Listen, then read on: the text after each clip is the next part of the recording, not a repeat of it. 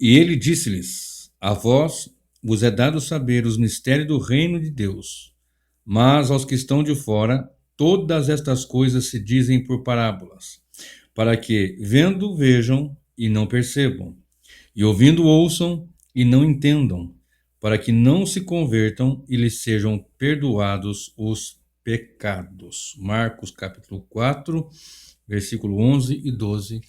O texto, na minha opinião, mais terrível das Escrituras. O texto mais terrível da Bíblia. Eu disse que falaria sobre esse texto. No último vídeo eu falei sobre isso. Nós temos na Escritura Sagrada, na Palavra de Deus, alguns textos que são terríveis, né?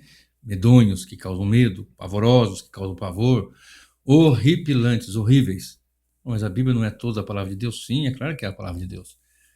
Mas a Palavra de Deus também é juízo, também é justiça, também é vingança contra os impenitentes, contra aqueles que não obedecem a Deus, não creem em Deus, não confessam ao Senhor. Observe o versículo em Hebreus 10, 31, diz que horrenda coisa é cair nas mãos de Deus vivo. Isso também é terrível.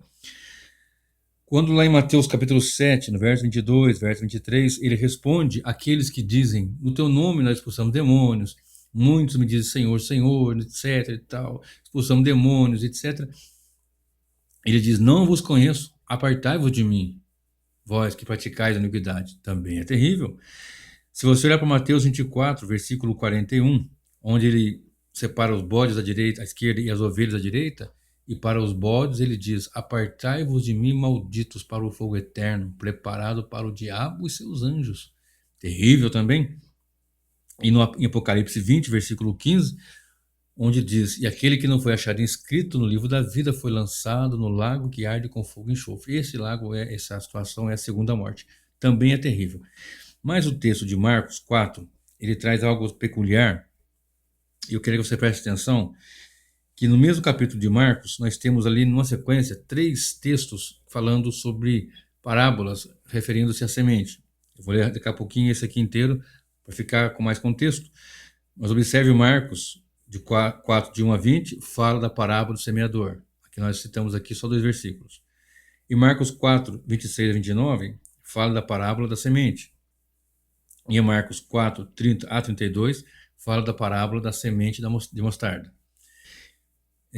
Então, agora vamos ler Marcos 4, de 1 em diante, para dar um contexto melhor, e vamos dar uma passeada aqui nas Escrituras, e com a graça do Senhor Deus, extrair delas ensinamentos para nossa edificação, nosso consolo e também nossa exortação.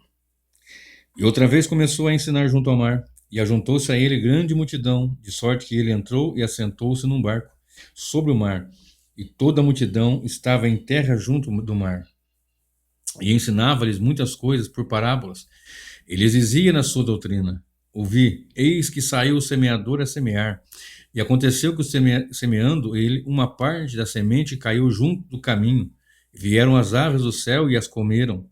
E outra caiu sobre pedregais, onde não havia muita terra, e nasceu logo, porque não tinha terra profunda, mas saindo o sol, queimou-se, e porque não tinha raiz, secou-se. E outra caiu entre espinhos, e crescendo os espinhos, a sufocaram e não deu fruto. E outra caiu em boa terra, e deu fruto, que vingou e cresceu, e um produziu 30, outro 60 e outro 100. E disse-lhes: quem tem ouvidos para ouvir, ouça. E quando se achou só, os que estavam junto dele, com os 12, interrogaram-no acerca da parábola. Preste bem atenção aqui. Esses detalhes são imprescindíveis. Quando se achou só, os que estavam junto dele, com os 12. Então ele tinha sempre ali uma multidão, tinha discípulos e tinha aqueles que eram mais chegados, que depois ele separou para serem apóstolos, né? E ele disse-lhe: a vós, a esses que estavam com ele, e aos 12, vos é dado saber os mistérios do reino de Deus. Mistérios do reino de Deus. Mas aos que estão de fora,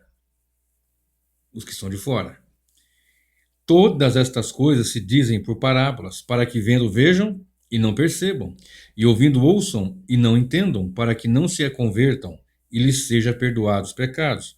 E disse-lhe: não percebeis essa parábola? Como, pois, entendeis todas as parábolas?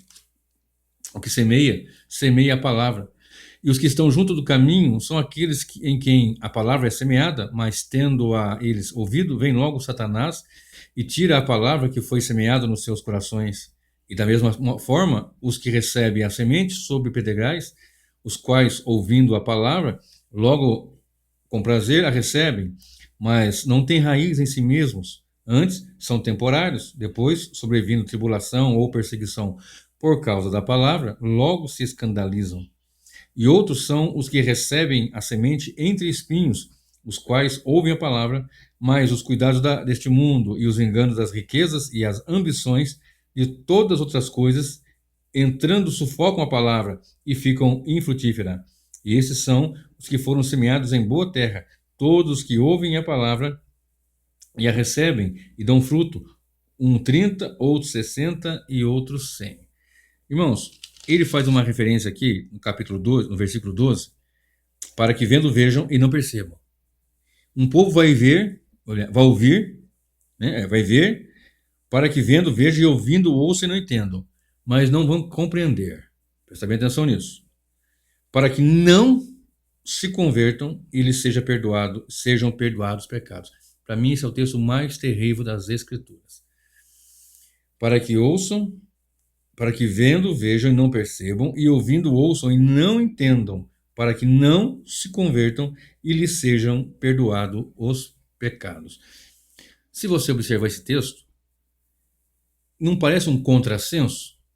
Uma vez que as Escrituras são, o Evangelho quer dizer boas novas, e aqui nós estamos citando o Evangelho. E aqui ele cita Isaías 6, 9 e 10. Vamos ler? Isaías capítulo 6. Capítulo 6 de Isaías, versículo 9 e o 10. E vamos dar uma passeada nas Escrituras, como sempre fazemos, para compreendermos um pouco mais dela e dela termos nossa firmeza na fé e direção em Cristo. Isaías 6, 9 e 10. Vou ler o 8, né? 8, 9, 10. Depois disto ouvi a voz do Senhor que dizia: a quem enviarei e quem há de ir por nós? Então disse eu: eis-me aqui, envia-me a mim.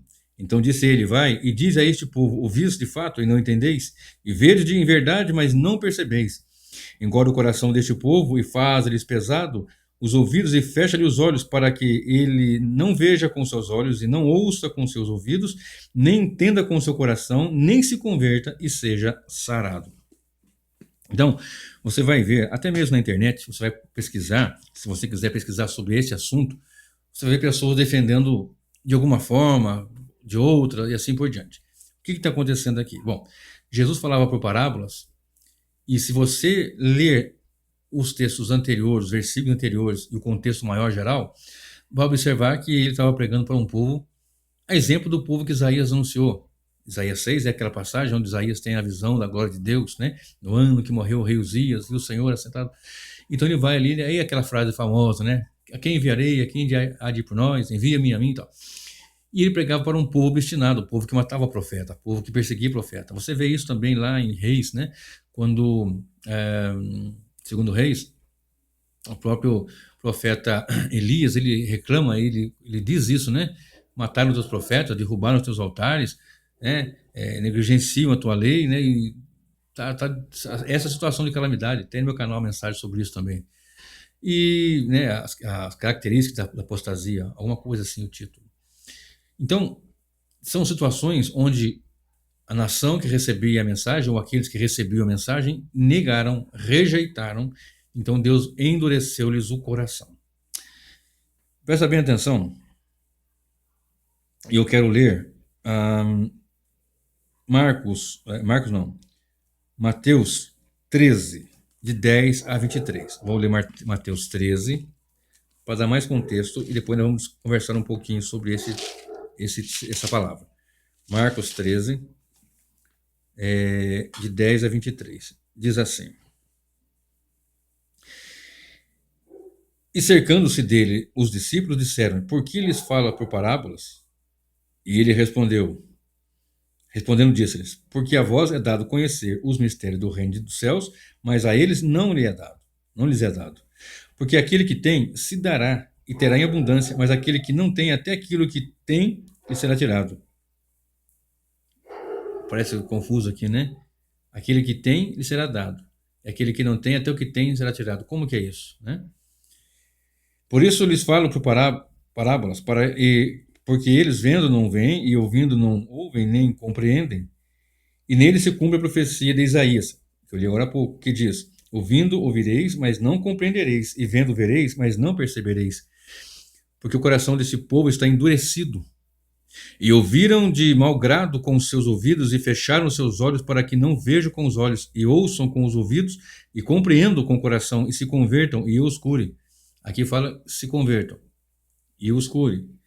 Mas bem-aventurados os vossos olhos, porque veem, e os vossos ouvidos, porque ouvem. Porque em verdade vos digo que muitos profetas e justos desejaram ver o que vós vedes, e não ouviram, e ouvir o que vós ouvis, e não ouviram. Escutai, pois, a parábola do semeador. Ouvindo alguém a palavra do reino, e não tendo entendido, vem o maligno e arrebata o que foi semeado no seu coração. Este é o que foi semeado junto ao caminho. O que foi semeado em pedregais é o que ouve a palavra e logo recebe com alegria. Continuar aqui. Mas não tem raiz em si mesmo, antes é de pouca duração, e chegada a angústia e a perseguição por causa da palavra, logo se ofende. O que foi semeado entre espinhos é o que ouve a palavra, mas os cuidados deste mundo e a sedução das riquezas sufocam a palavra e fica infrutífera. Mas o que foi semeado em boa terra é o que ouve e compreende, e a palavra dá fruto. Um a 100, outro 60 e outro 30. Se você notou aqui, é uma inversão, né? Lá em Marcos fala 30, 60 e 100, e aqui fala 60 e 30. Aquele que tem será dado, e aquele que não tem, até o que tem lhe será tirado. Até o que tem, a chance, porque ele não quer, será tirada. Isso aqui é muito pesado, irmão. Mas o versículo 12 de Marcos 4, onde eu falei que é o texto mais terrível, que diz assim, bem forte e bem claro. Versículo 12. Para que vendo vejam e não percebam, e ouvindo ouçam e não entendam, para que não se convertam e lhes sejam perdoados os pecados. Ué, Deus não quer que o homem se converta. Nós estamos pregando o evangelho, a igreja não vem pregando há mais de 2000 anos, o evangelho anunciando e proclamando e pregando. Multidões não morreram por causa da proclamação do evangelho. Homens, mulheres deixaram as suas casas e estão longe da sua família, do seu convívio, do costume de vida desde a infância, e atravessaram, né, para outras nações, para outros países, estão ali anunciando, pregando, proclamando, e muitos morrem, e outros não morrem, mas não está perto, não está ali junto dos seus familiares, nas festividades e assim por diante, por uma razão, tão somente por amar a Deus e, claro, anunciar o evangelho. Os missionários que estão para lá e para cá anunciando a palavra de Deus. Qual que é a grande dificuldade aqui? A dificuldade é que as pessoas muitas vezes não entendem o contexto. O contexto, ele se aplica a um povo obstinado, aqueles que negam a palavra de Deus de forma veemente, que rejeitam de forma contundente o evangelho. Irmãos, Deus, ele é o que decreta todas as coisas. Eu tenho no meu canal uma mensagem recente sobre a bíblica doutrina da predestinação, onde eu falo sobre predestinação e eleição. E muitos jogam essa eleição sobre o homem. Bom, se ele quiser, então ele é um eleito. Se ele não quiser, ele deixa de ser eleito. Não, isso é conversa fiada, isso é falta de conhecimento bíblico, isso é falta de uma boa hermenêutica, de uma boa exegese, de uma boa aplicação dos textos no contexto para anunciar o evangelho. Deus decretou todas as coisas, né? E Deus criou até mesmo o ímpio para o dia do mal. Está bem claro nas Escrituras. O detalhe é que a soberania de Deus não anula a responsabilidade humana. E a responsabilidade humana, muito menos a soberania de Deus. Deus chama pecadores e Deus concede graça de que aqueles por quem Cristo morreu e elegeu venham a salvação. Mas isso não está no âmbito do nosso poder, não está em nós queremos Deus, mas está em nós não queremos Deus. Mas mesmo aqueles que não querem Deus, as quais Deus escolheu, Deus vai vivificá-lo para que ele venha para Deus. É um pouco complexo, mas se você entender o que é antinômio, são verdades bíblicas que parecem contrapor, elas estão ali, são verdades, tem texto, você consegue observar as duas, mas são coisas que, se Deus quiser na eternidade nos mostrar, ele mostra. Se não quiser, não tem que mostrar, porque Deus não deve satisfação a ninguém.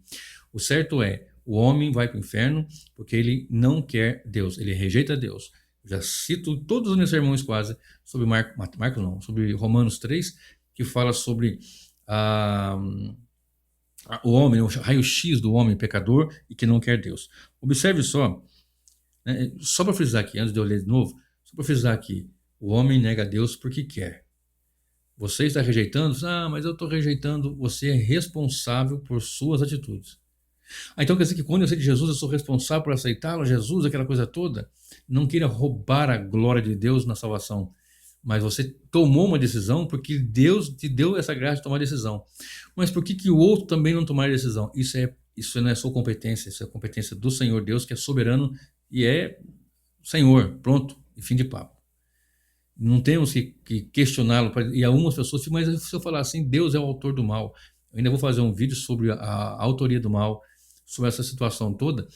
Eu espero que com Deus me ajude e seja gracioso comigo para conseguir transmitir bem esse ensinamento, porque já vem há anos, né, essa disputa aí, mas se Deus é o autor do mal, então como é que faz? Deus é o autor do mal, Deus não é? E se ele não é, como é que faz que tem o mal, tem um outro Deus? Vamos explicar isso aí num vídeo mais para frente, assim Deus permitindo. Observe bem aqui o contexto. Nós estamos falando de uma nação realmente obstinada. Só de você ler, não só esse texto que eu vou citar agora, mas muitos outros, mas só para dar um pouquinho de claridade aqui para nós, Mateus 23, 1 e 2. Mateus 23, o Senhor fala muito contra a liderança, contra a nação rebelde, contra um povo obstinado e hipócrita aí que não quer a Deus. Observe versículo 1 e 2 de Mateus 23. Então falou Jesus à multidão e aos seus discípulos, dizendo: na cadeira de Moisés estão assentados os escribas e fariseus. Todas as coisas, pois, que vos disserem que observeis, observai-as e fazei-as, mas não procedais em conformidade com as suas obras, porque dizem e não fazem. Aí vem aquela situação toda, são hipócritas, né?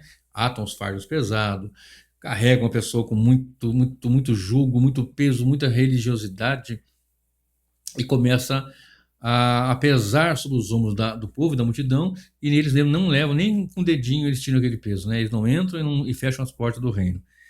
E no versículo,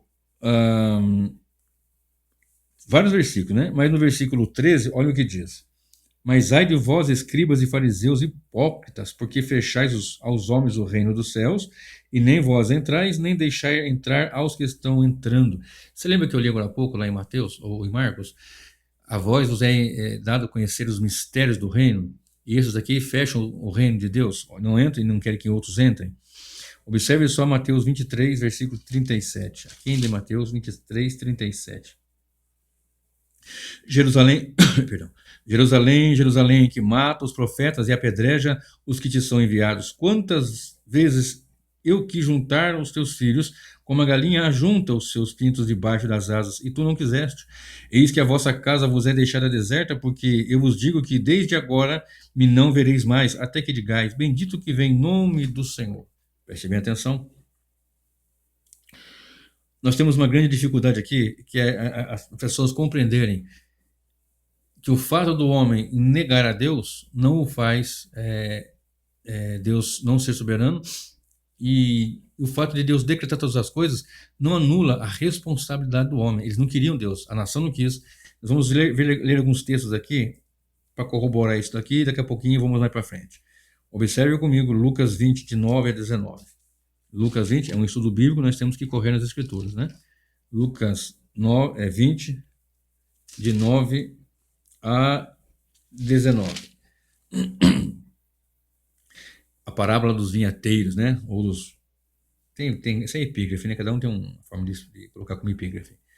E começou a dizer ao povo essa parábola: certo homem plantou uma vinha e arrendou-a a uns lavradores, e partiu para fora da terra por muito tempo. E no tempo próprio mandou um servo aos lavradores para que lhe dessem dos seus frutos, ou dos frutos da vinha, mas os lavradores espancaram, mandando vazio. E tornou a mandar outro servo, mas eles espancando também a este, e afrontando o mandaram no vazio. E tornou ainda a mandar um terceiro, mas eles ferindo também a este o expulsaram. E disse o Senhor da vinha: que farei? Mandarei o meu filho amado, talvez vendo-o seja respeitado. Mas vendo os lavradores, arrazoaram entre si, dizendo: este é o herdeiro, vinde, matemo-lo, para que a herança seja nossa. E lançando-o fora da vinha, o mataram. Que lhe fará? Pois o senhor da vinha irá e destruirá estes lavradores e dará a outros a vinha. E ouvindo eles isso, disseram: não seja assim. Mas ele, olhando para eles, disse: Que é isto, pois, que está escrito: a pedra que os edificadores reprovaram, rejeitaram, não quiseram, essa foi feita cabeça da esquina. Qualquer que cair sobre aquela pedra ficará em pedaços, e sobre aquele sobre quem ela cair será feito em pó. E os principais sacerdotes e os escribas procuravam lançar mão dele naquela mesma hora, mas temeram o povo porque entenderam que contra eles dissera esta parábola. Fez uma vinha, arrendou uma vinha, deixou lavradores, foi embora para distante, ia voltar num tempo, e antes desse tempo mandou alguns servos, profetas, uns espancaram, mandou outros, chegaram a cortar a cabeça, no caso de João Batista, e ele mesmo, bom, então eu vi ao meu filho amado, quem sabe a respeito, vão matar até o filho para ficar com a herança. Ou seja, não aceitam a soberania do Senhor Jesus, a nação de Israel, o povo judeu. É claro que dos judeus veio a lei, é claro que dos judeus veio a aliança, é claro que dos judeus veio o próprio Jesus, porque Deus escolheu um povo soberanamente, e esse povo é um povo só. Tipologia dele, esse povo, a igreja, composta por judeus e gentios congregados em Cristo, nasceram de novo. Tem esse negócio não que Deus tem dois povos, tem uma aliança com Israel, uma aliança com a igreja. Não, Deus só tem uma aliança, meu querido. Outro dia eu faço, se Deus permitir, um estudo sobre isso com mais detalhes. Vamos lá. Uma nação rejeita, e o povo não quer, e Jesus anuncia e faz milagres e cura, e multidões são transformadas, ele ensina a palavra, e ele chega em Marcos 4, fala da parábola do semeador, e fala da semente que cai à beira do caminho, que cai em pedregais, que cai entre espinhos e que cai em boa terra. A que cai de um jeito ou de outro, ela vai sendo sufocada, ou não tem raiz, ou o sol a queima, porque não caiu em boa semente, ou melhor, em bom terreno, não caiu em boa terra. Então nós temos essa situação toda, que é muito pesada, diga-se de passagem. Volte comigo de novo para Isaías 6, nós lemos aquela hora o 9 e 10, né, o 8, 9 e 10, agora vamos ler o versículo 13. Isaías 6, Isaías 6, versículo 13. Né? Diz assim: portanto, meu povo será levado cativo. Não, estou no 5, perdão. 6, 13. Vou ler o 10, 11, 12, 13. Engorda o coração deste povo e faz-lhes pesado e ouvidos, e fecha-lhe os olhos, para que ele não veja com seus olhos e não ouça com seus ouvidos, nem entenda com seu coração, nem se converta e seja sarado. Então disse eu: até quando, Senhor? E respondeu: até que sejam desoladas as cidades e fiquem sem habitantes, e as casas sem moradores, e a terra seja de toda assolada. E o Senhor afaste dela os homens, e no meio da terra seja grande o desamparo. Porém, ainda a 10ª parte ficará nela, e tornará a ser pastada. E como o carvalho e como as azinheiras, que depois de se desfolharem ainda ficam firmes, assim a santa semente será a firmeza dela. Novamente fala de semente, a santa semente. Deus está falando de plantio, de semear, de semeação, de semeador, de pregação. Saiu o semeador a semear. E quando o semeador vai semeando, vai caindo em diferentes tipos de terreno. E nesse terreno todo, nesse tipo de terreno, nós temos 3 tipos de terrenos que vão receber a mensagem e não vão frutificar, por causa das durezas do coração, por causa de não ter raiz, por causa da perseguição da palavra, por causa do desejo de enriquecer, desejo do mundanismo, a sedição do mundo, realmente não vão ter firmeza. Mas uma parte dela vai cair em boa terreno e esse vai frutificar. E aqueles receberam a mesma mensagem, receberam a mesma oportunidade, receberam o mesmo Salvador e o rejeitaram. Aqui que está o X da questão. O homem vai rejeitando a Deus porque ele quer. Irmão, você não sabe quem Deus elegeu e quem Deus escolheu. Você não sabe quem Deus predestinou e quem Deus elegeu. Isso é ensinado, isso é claro, isso é bíblico. Tem no meu canal, tem no canal de outras pessoas sérias também. Mas a questão é, nós somos responsáveis por aquilo que vamos deixar de fazer ou fazer. E quando nós rejeitamos a Deus, nós somos responsáveis por isso. Mas é que Deus, você é responsável. Tem ouvido o evangelho e tem sido duro nessa situação, tem se endurecido contra o evangelho de Jesus Cristo. E se Deus endurecer seu coração, assim como fez com o faraó, se Deus endurecer seu coração, assim como fez com aquela nação impenitente, se Deus endurecer o coração do ímpio, como estes vão poder se voltar para Deus? Se nós olharmos para a palavra do Senhor, nós vamos ver Deus chamando a nação, né? Como falei agora há pouco, Jerusalém, Jerusalém, que mata os profetas. Olha só o que diz em Mateus 11, e o versículo 20. Mateus capítulo 11. Mateus 11, versículo 20. Olha bem o que diz a palavra. Então começou a lançar em rosto as cidades onde se operou a maior parte dos seus prodígios e o não se haverem arrependido, dizendo: Ai de ti, Corazim, ai de ti, Betsaida, porque se em Tiro e em Sidom fossem feitos os prodígios em vós se fizeram, há muito se teriam arrependido com o saco e com cinza. Por isso eu vos digo que se haverá menor rigor ou menos rigor para Tiro e Sidom no dia do juízo do que para vós. E tu, Cafarnaum, que fosse erguida até o céu. Jesus morreu em Cafarnaum, fez ali um quartel-general do seu ministério, um período da sua vida. E tu, Cafarnaum, que foste erguida até o céu, será abatida até o inferno, porque se em Sodoma tivessem sido feitos os prodígios que em ti se operaram, teria ela permanecido até hoje. Né?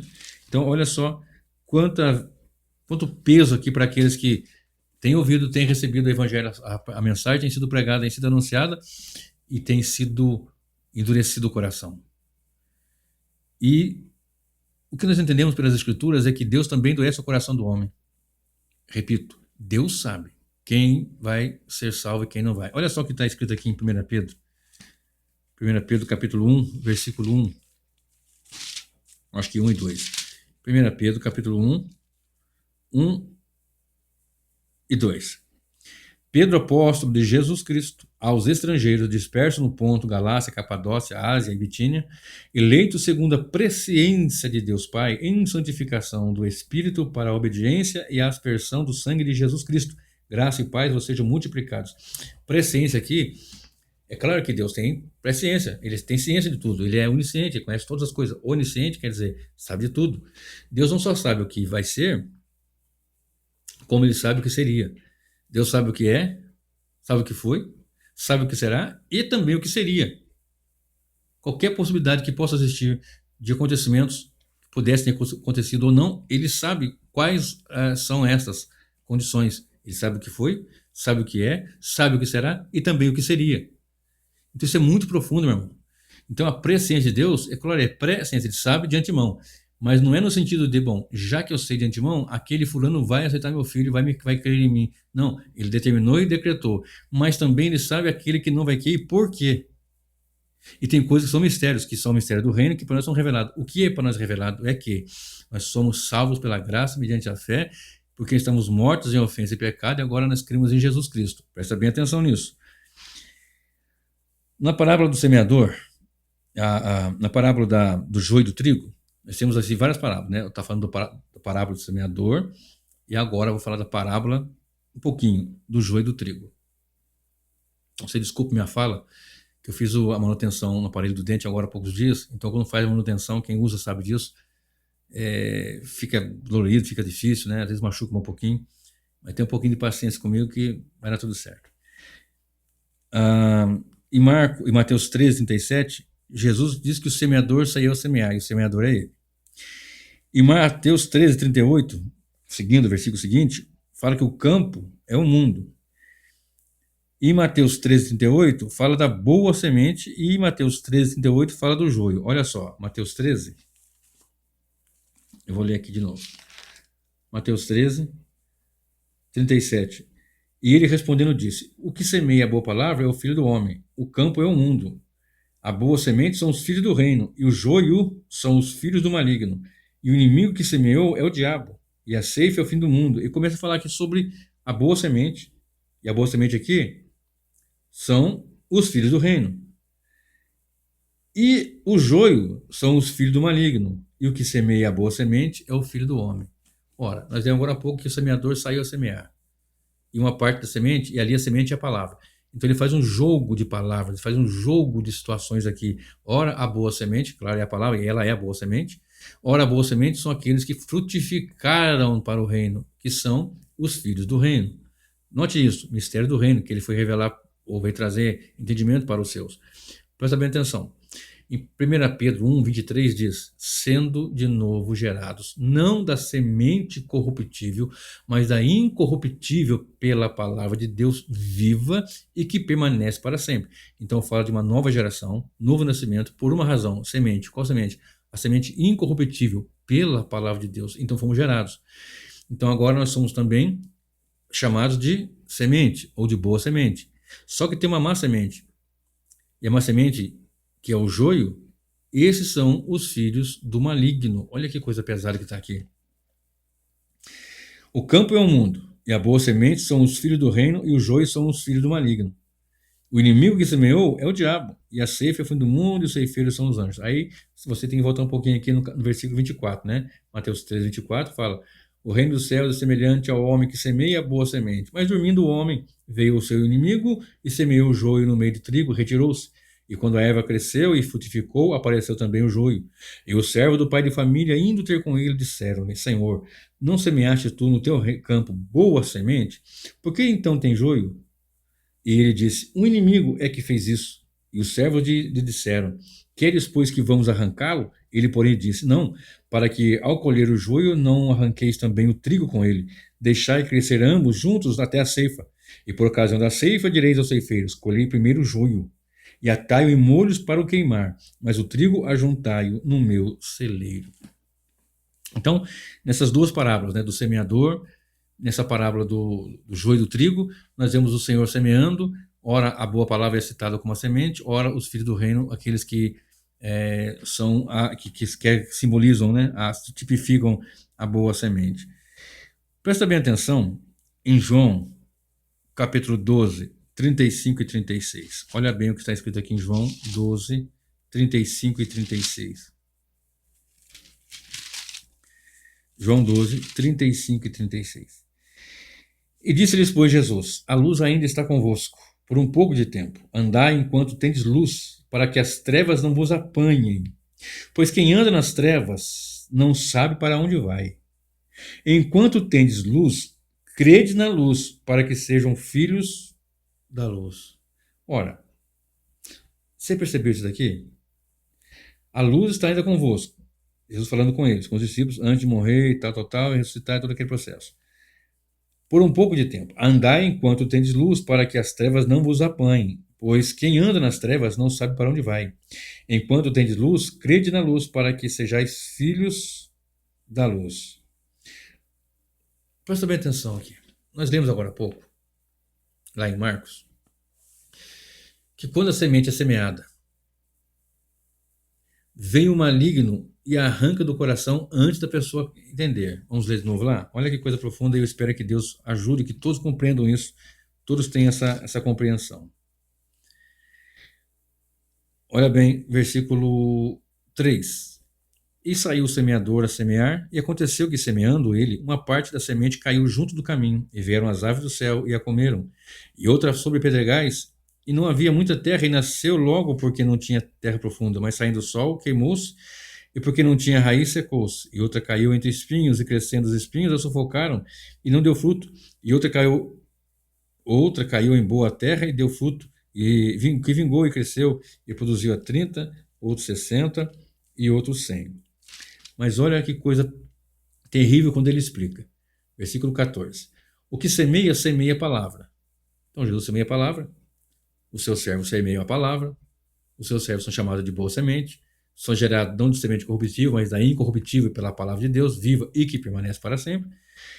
E os que estão junto do caminho são aqueles em quem a palavra é semeada, à beira do caminho, junto ao caminho, mas tendo eles ouvido, vem logo Satanás e tira a palavra que foi semeada nos seus corações. Presta bem atenção.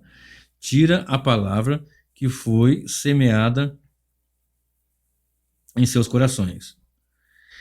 Olha só que coisa tremenda nós temos no versículo 19 de Mateus 13. Mateus 13, versículo 19. Mateus 13, versículo 19. 13, 19. Ouvindo alguém a palavra do reino e não a entendendo, vem o maligno e arrebata o que foi semeado no seu coração. Este é o que foi semeado junto ao caminho. Você consegue perceber a palavra-chave aqui, nesses versículos? Marcos 4,14. Eu vou ler de novo Marcos 4,14. E vou ler junto depois, na sequência, Mateus 13,19. Olha só, Marcos 4,14. E os que estão junto do caminho são aqueles em quem a palavra é semeada. Mas tendo-as eles ouvido, vem logo Satanás e tira a palavra que foi semeada nos seus corações. Satanás está aqui, olha bem, citado aqui. Ouvindo alguém a palavra do reino e não entendendo, vem o maligno e arrebata o que foi semeado no seu coração. Este é o que foi semeado junto do caminho. Você nota que esse aqui é um terreno que não frutificou. A mensagem foi semeada no coração, no interior dele, mas ela não frutificou. E Satanás vem e arranca. Só que tem um detalhe, ele não entendeu. O X aqui ele não compreendeu. Quem é o autor da salvação? É Deus. Quem faz que o homem morto em ofensa e pecado compreenda essa verdade? É Deus. João 5, 24 e 25 deixa bem claro que os mortos vão ouvir e aqueles que vão ouvir, eles vão ter vida e o Senhor vai ressuscitar no último dia. Quando isso acontece? Quando a mensagem é pregada, quando o evangelho é anunciado e Deus abre o nosso entendimento.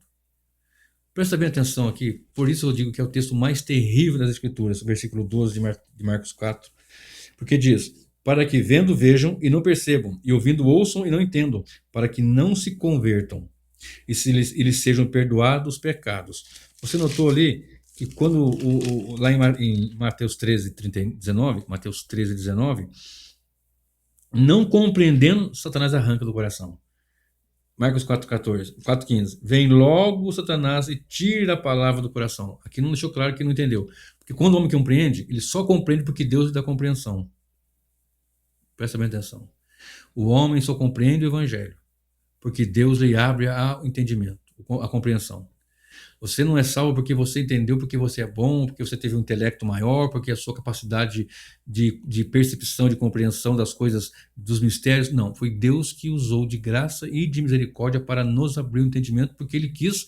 Aí sim, você pode falar, bom, Ele elegeu, Ele predestinou, então Ele vai fazer com que esse chegue aí, sim, claro, evidente. Mas aqueles que não querem porque não querem mesmo. E esses que não querem vão endurecendo o coração, rejeitando, passa-se as décadas e os anos e os tempos, Deus endurece o coração. Aí Deus envia ao seu coração a operação do erro para que creia a mentira. Já que não quer a verdade, a mentira vai ser o seu ídolo, o seu Deus, o seu estandarte e a sua maior derrota também. Porque Jesus é a verdade, o caminho, a verdade e a vida, mas a mentira está impregnada no coração de multidões que estão partindo para o inferno. E não vão não ouvir, não conseguirão. Pode pegar o pregador mais eloquente, com a voz mais bonita, com o idioma, falando, seja português ou se for americano, ou seja, da melhor forma, o mais polido possível, não vai compreender, porque Deus não vai lhe abrir a compreensão para que se arrependam e para que se convertam, e Deus os cure. Aqui curar é perdoar pecados. Curar aqui é perdoar pecados. Lá em Isaías 53 fala, né? Curou, nossas feridas, pelas suas feridas fomos sarados. Né? Não é sarado de doença, enfermidade física, é sarado do pecado. Então, presta bem atenção. Nós temos ali a beira do caminho, em pedregais, entre espinhos e boa terra. Talvez você está à beira do caminho. Pedregais não tem raiz. As aves vêm, comem, catam à beira do caminho. Satanás vem, arranca do coração. Não compreendeu. Mas quando o homem compreende, Satanás não consegue nunca. Ele nos informa que o maligno não nos toca. O maligno não lhe toca. Não é tocar, de colocar. Um endemoniado vai colocar uma. Não é isso, irmão. O João fala, me fugiu agora o versículo, diz assim, né? Que aquele que está em Deus não vive pecado e o maligno não lhe toca. Ou seja, não é que alguém está em possesso vai tocar. Não toca no sentido de tirar de Deus. Não tira a palavra, não tira a salvação. É nesse sentido. Né? Então, veja bem. Vamos identificar aqui os personagens. Vamos aqui caminhando para o encerramento do nosso vídeo. Eu espero estar sendo claro. Espero que o Espírito de Deus me ajude a transmitir essa mensagem e você compreendê-la. O semeador de Marcos 4:13 e 13:3 é Jesus. Né? Na parábola do joio do trigo, lá em 13:37. Na parábola do semeador, a boa semente é a palavra de Deus. Marcos 4:14 e 13:19 deixa bem claro essa dificuldade que eu falei de um maligno que vem ali. Nós temos um outro personagem aqui, que é o próprio Satanás, o maligno. Então ele vem, ele está ali está atuando, e aqueles que não entenderam, ele arranca a palavra, ele não vai entender nunca, Porque Deus é o Senhor, inclusive do diabo, irmão. Esse que o diabo está postando força com Deus, não. Então, meus irmãos, nós temos os filhos do reino e temos os filhos das trevas, filhos da luz e os filhos das trevas, os filhos do reino e os filhos do maligno. Você está entendendo essa grande dificuldade que as pessoas têm de falar, olha, fulano é tão bonzinho, eu falei no último vídeo, né? Mas não. Você vai demonstrar vida com Deus aqui e agora. Você vai demonstrar arrependimento aqui e agora. Não vai nessa conversa de última hora, que eu falei no último vídeo, na última hora é agora, e pronto. Né? Ah, virou santinho depois de que morreu. Não, você se torna santo primeiro, certo? Sempre separado para Deus, para depois morrer e estar eternamente com Deus. Não tem assim que depois que morreu virou santo. Ou morre agora para virar santo, morre para o pecado, para virar santo com Deus, ou é a morte eterna. E quanto mais você endurece o coração, Deus vai endurecendo o coração, não vai ouvir o evangelho, não vai ver o evangelho e não se vai se converter e o Senhor não vai lhe salvar, não vai lhe curar da doença do pecado. Nasceu de novo, tem que ver o reino. Tem que entrar no reino. João 3 e 5. Não nascer de novo, não tem essa compreensão. Se Deus não te der a compreensão, ninguém a terá. E se o homem endurece o coração, então Deus endurece até ele se quebrar. Observe bem aquele texto lá de Lucas, né? Sobre quem cair essa pedra, será feito em pedaços. Sobre quem essa pedra cair, será feito em pó. Nós caímos sobre a rocha e nos despedaçamos em Cristo, e agora o Senhor nos faz uma nova criatura. E se essa pedra cair sobre ele, será feito em pó, porque rejeita o evangelho. Vai endurecendo o coração, vai abraçando as trevas, vai andando no caminho das trevas e não no caminho da luz, vai abraçando todas as heresias, todas as seitas. Estou falando agora não só para pessoas que estão fora, mas aqueles que se dizem dentro, mas que não têm de fato uma vida convertida e negam o evangelho. Quantos estão pregando uma outra mensagem, outro evangelho, e multidões seguindo ali, e Deus, já que você quer, então endurece o coração e a pessoa não se converte. Observe aqui, nós temos uma outra distinção aqui, eu acho bastante interessante, nós observarmos em Marcos 4, versículo 11. Eu comecei a frisar e agora vou falar de novo. Marcos 4, 11 diz, perguntaram para ele, né, versículo 10, e quando se achou só, os que estavam junto dele, com os 12, repito, os que estavam juntos, seus discípulos, os 12, aqueles que seriam um colégio apostólico, né? Com os 12, interrogaram-no acerca da parábola, a parábola do semeador, né? Versículo 1, e começou a ensinar e tal. A vós, duas categorias aqui, vos é dado saber os mistérios do reino de Deus, porque Deus abriu o coração, a mensagem veio e Deus abriu o entendimento para entender. Porque se Deus não der entendimento, o homem fica ouvindo. Já teve essa experiência? De anunciar para uma pessoa muitas vezes, ele vai endurecendo. O homem de muitas vezes é divertido, não dá ouvido, de repente ele é quebrado. Endurece, às vezes ele é quebrado. Fala em Provérbios. Observe isso. A vós vos é dado saber os mistérios do reino de Deus, mas aos que estão de fora, todas as coisas se dizem por parábolas. Para vocês é dado a saber os mistérios do reino. Mas para aqueles que estão fora da salvação, fora da... Eu não quero citar aqui, eu não quero ficar falando aqui de predestinação e eleição, eu tenho medo de confundir as pessoas nessa minha ministração. Mas aqueles que estão dentro estão porque Deus os colocou, e aqueles que estão fora não querem estar dentro. Tem algum mistério grande aqui que Deus escolhe segundo o seu bel prazer, sua boa vontade. Ninguém é merecedor, mas dentre aqueles que ele salvou, ele salvou porque quis, porque ele é Senhor e ponto. E as pessoas que ele salvou vão querer a Deus porque ele opera em nós, dando-nos vida. E vão desejar a Deus. O Evangelho é uma religião, Outro dia eu faço um vídeo sobre isso. As pessoas não entendem o que é religião. É religiosidade. Claro que existe uma questão pejorativa sobre religião e religiosidade, mas o Evangelho sim é uma religião. Mas hoje eu não vou falar sobre isso, nem dá tempo, já está muito adiantado o meu vídeo. Então, as pessoas pensam que o Evangelho é algo assim, não pode, uma série de não pode. Não. O Evangelho tem não pode, e não deve, e não convém, por uma razão, por amor, por obediência, por dedicação a Deus, por separação e santidade ao Senhor. Então, as pessoas que não querem ou não podem, por uma razão, porque não querem transgredir, não querem ofender o Senhor e querem viver em comunhão plena com Deus. Não é apenas uma coisa de matemática, isso você faz, isso não faz, você faz, você não faz, não. É algo muito mais profundo. Então presta bem atenção Isso daqui, a vós e aos de fora. A vós que está ouvindo o evangelho nesse momento, que está ouvindo esse vídeo agora, que o Senhor está falando, vinde a mim. E esse vinde a mim é lançado, mas aqueles que vão ouvir são aqueles que ele vai abrir o entendimento. E se você está ouvindo isso hoje, agora é sua responsabilidade.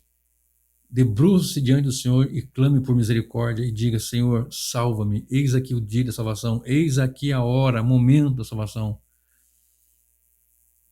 Neste momento, porque outro momento não pode não ter. E se você continuar endurecendo o seu coração, ninguém vai abrir seu coração para o evangelho. Por isso que eu digo que esse texto é o texto mais terrível, porque se Deus não abrir o coração, olha bem, para que vendo vejam e não percebam. Assim, tá ouvindo o evangelho, não percebe. Às vezes o pai está pregando, até o pastor é o pai. Às vezes o filho que é pastor e o pai está ali, o pregador, prega, ensina, prega. Não percebe. Não percebe. Leva como qualquer coisa, olha, tudo igual, todos os rios levam para o oceano. Ai, que lindo, poético, né? Mas só Jesus Cristo leva para a eternidade com o céu, meu filho. Ah, mas não percebe. Absolutamente. Enquanto você endurecer seu coração, endurecendo o coração, Deus vai endurecer de uma forma que nunca mais você vai conseguir entender o evangelho. Por isso que eu falo que é terrível. Para que vendo vejam e não percebam, e ouvindo ouçam e não entendam, não vai entender. Para que não se convertam e lhes sejam perdoados os pecados. E não entendam. Olha Marcos 13, 19 de novo. Olha aqui rapidamente, Marcos 13. Ouvindo alguém a palavra do reino e não a entendendo, vem o maligno. Marcos 4,14. Olha aqui Marcos 4,14. 15. 14 e 15, mas vamos ver 15. E os que estão junto do caminho são aqueles em quem a palavra é semeada, mas tendo a eles ouvido, vem logo Satanás. Ouvido, mas sem dar ouvido, sem compreender. Vem logo Satanás e tira. Por quê? Porque não entenderam, não compreenderam. E foram endurecendo, Deus fecha. Agora não compreende mais. Não entende mais. Não ouve mais.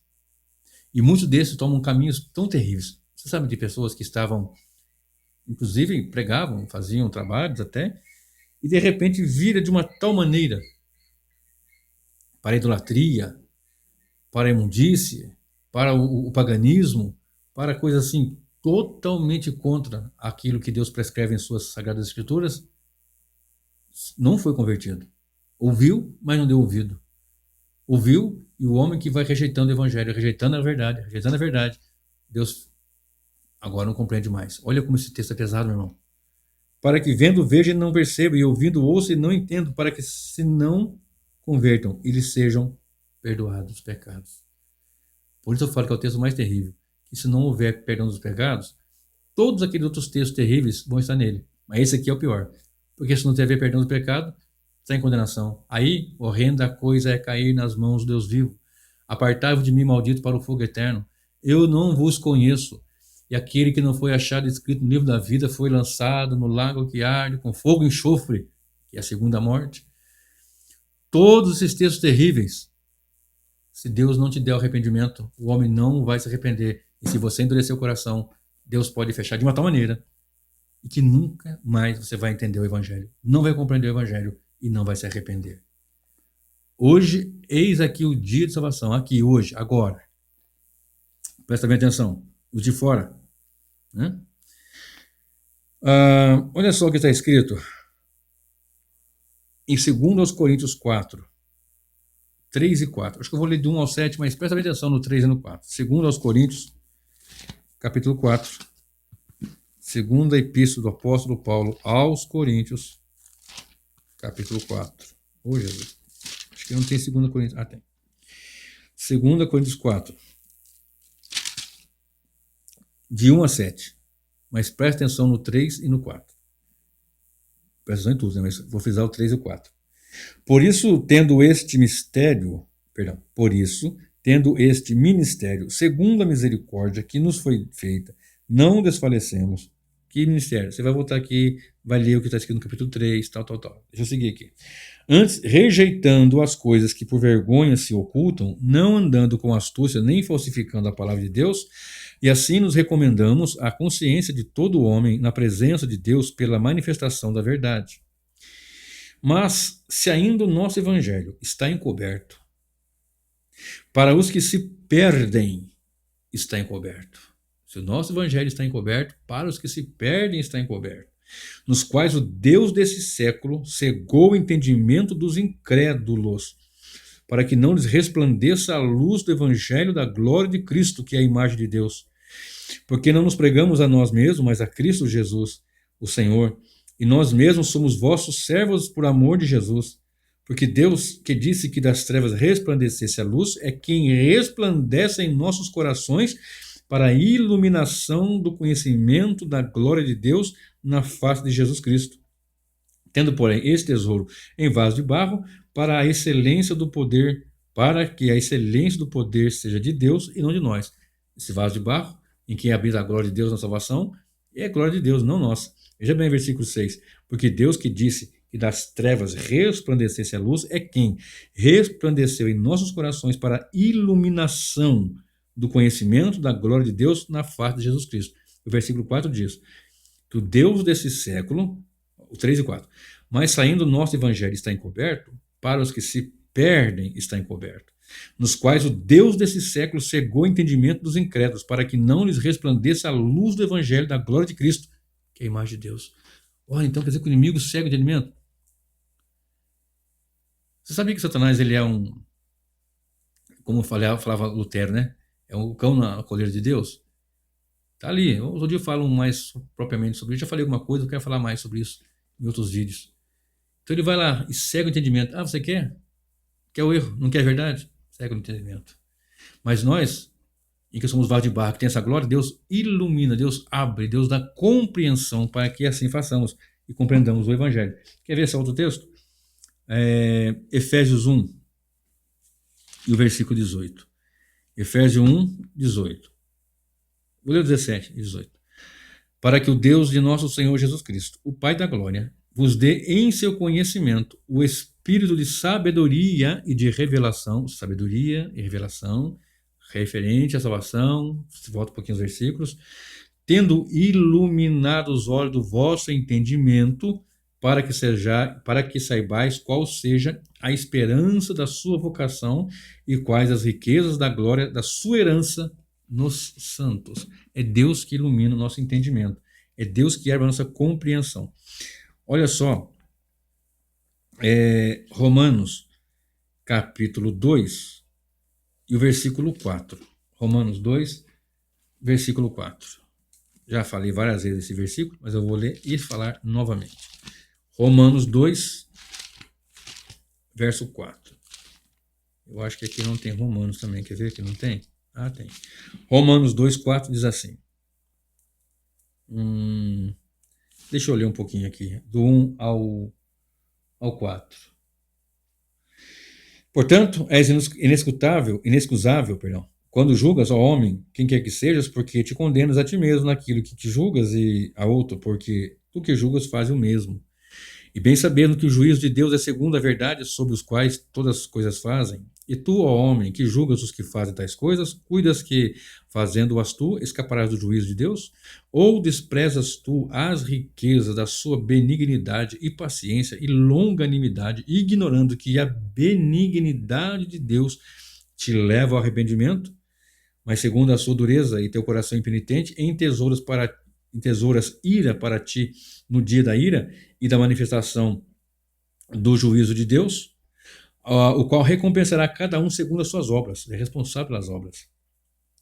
A vida eterna aos que, com perseverança em fazer bem, procuram glória, honra e incontaminação, mas a inquietação e a ira aos que são contenciosos, desobedientes à verdade e obedientes à iniquidade. Somos só pela graça, não é por obras.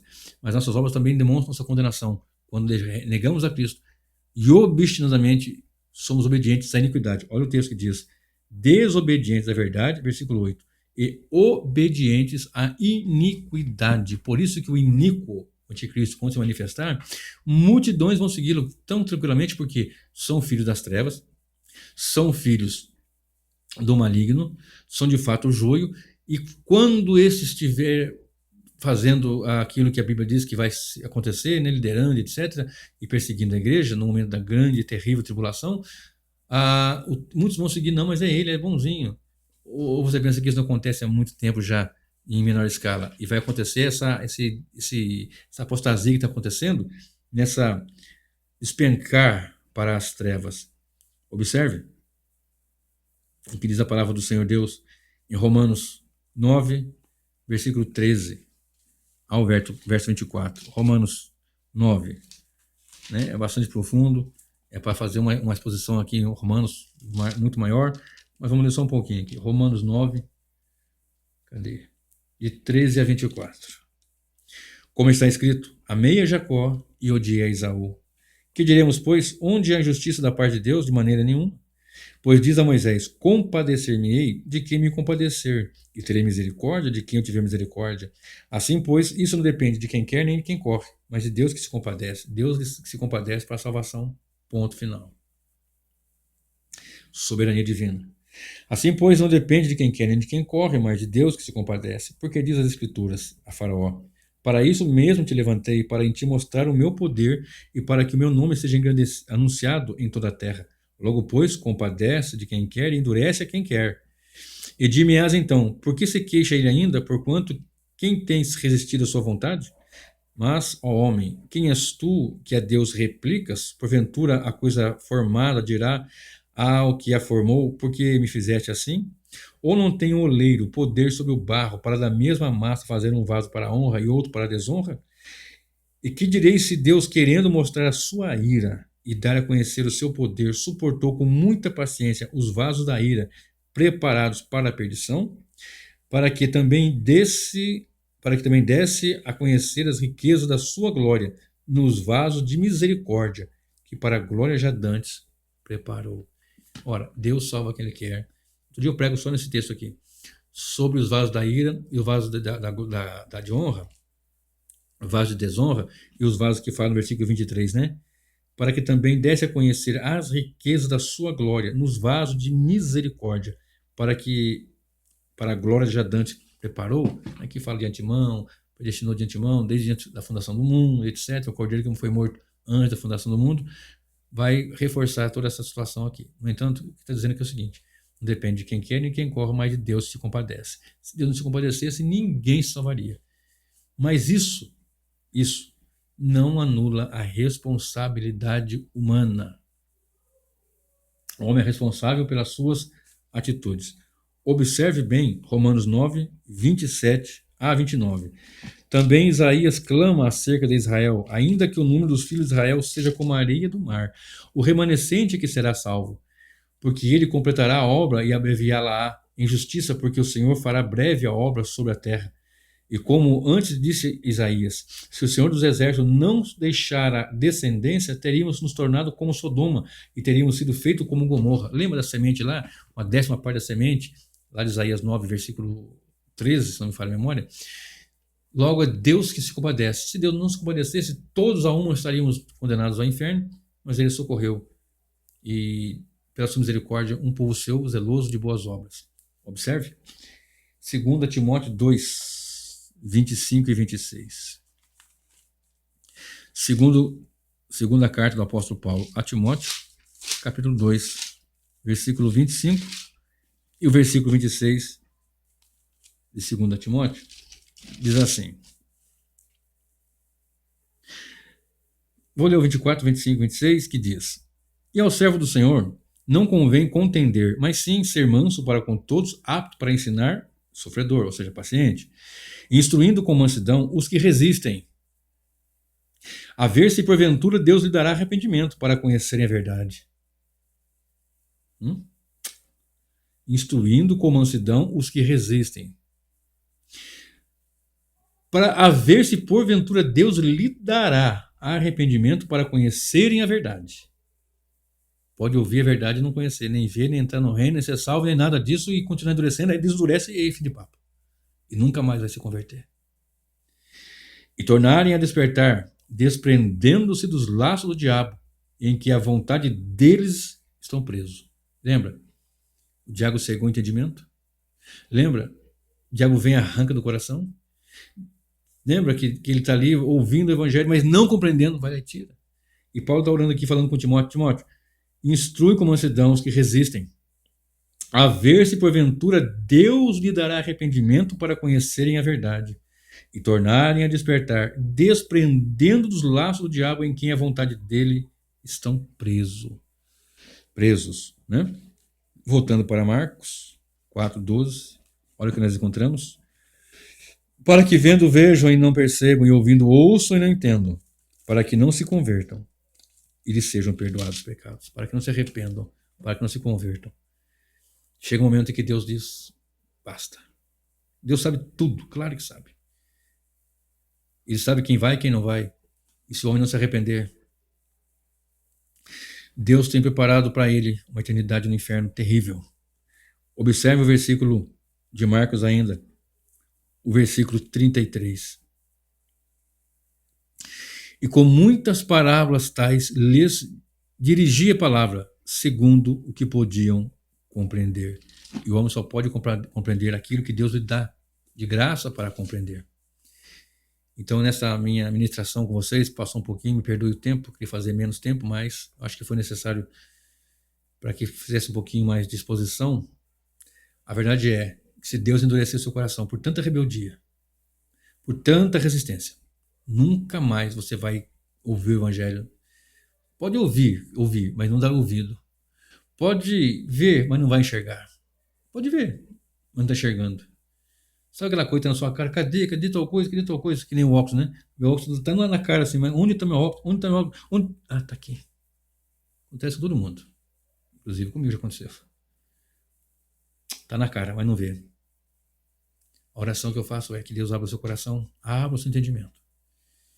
Por mais que eu fale, mais de uma hora falando aqui, se Deus não abrir o entendimento, você não vai entender.